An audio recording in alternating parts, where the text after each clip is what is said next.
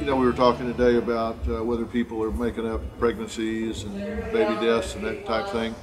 But really, it has to do with whether people are embellishing their lives, making up fantasy worlds parallel to their real existence. And I was talking about why. And it's whether people think their lives are dull and they feel like they have to be something they're not in order to be acceptable, in order for people to let them stay around. But the real lesson that I think you take away from today is stages of readiness for change. You know, people are not going to change. I don't care what anybody is saying or doing around them until they are ready for change. And I always say there are 4 levels of readiness. One is when it's compelled by authority, like you go to court and they say, okay, court ordered, you got to go to anger management. Well, those people aren't motivated. They're going to check the boxes and go through the motions.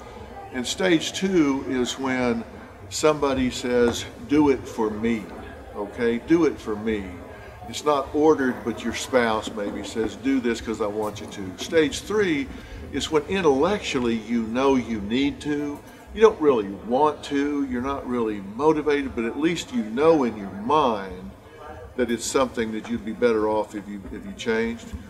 And then level 4 is when you know in your heart, when you can say, I'm not going to put up with this another second of another minute of another hour of another day. I don't care how scary it is to make a change.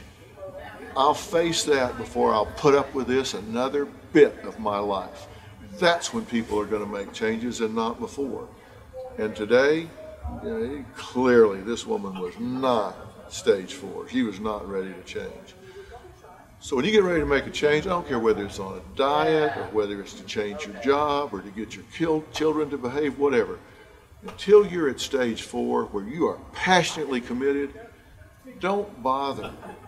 Focus on getting yourself ready for change before you try to affect change.